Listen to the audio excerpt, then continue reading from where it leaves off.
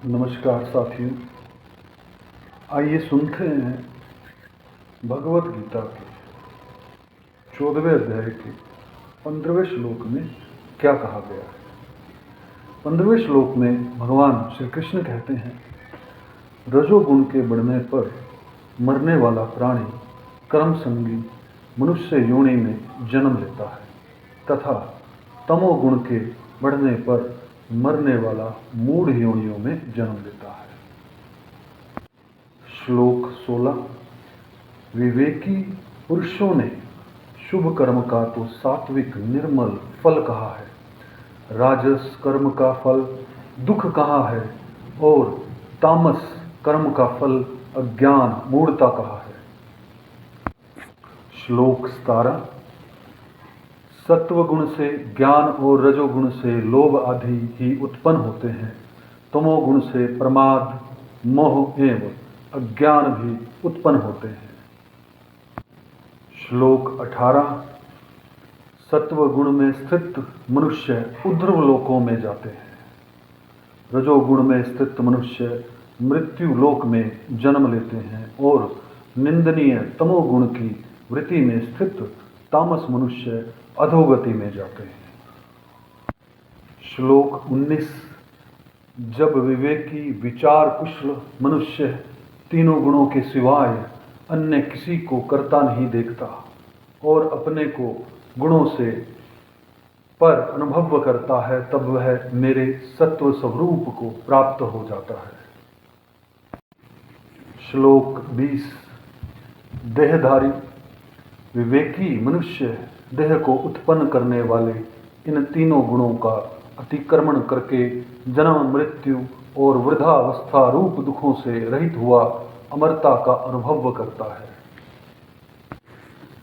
श्लोक 21 में अर्जुन फिर क्यूरियस होते हैं और भगवान से पूछते हैं कि हे प्रभु, इन तीनों गुणों से अतीत हुआ मनुष्य किन लक्षणों से युक्त होता है, उसके आचरण कैसे होते हैं और इन तीनों गुणों का अतिक्रमण कैसे किया जा सकता है। श्लोक 22 में श्री भगवान बोले कि हे पांडव, प्रकाश और प्रवृत्ति तथा मोह ये सभी अच्छी तरह से प्रवृत्त हो जाएं तो भी गुणातीत मनुष्य इनसे द्वेष नहीं करता और ये सभी निर्वृत्त हो जाएं तो इनकी इच्छा नहीं करता।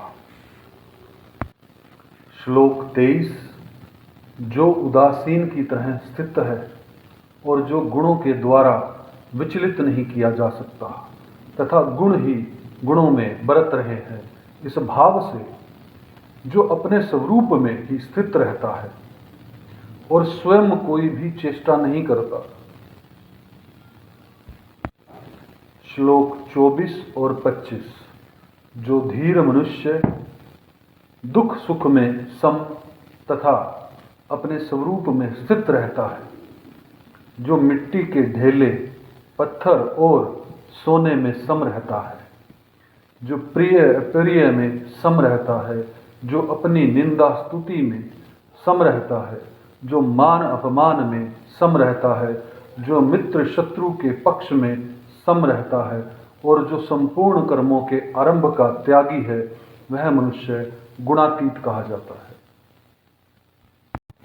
श्लोक 26, और जो मनुष्य अव्यभिचारी भक्ति योग के द्वारा मेरा सेवन करता है, वह इन गुणों का अतिक्रमण करके ब्रह्मा प्राप्ति का पात्र हो जाता है।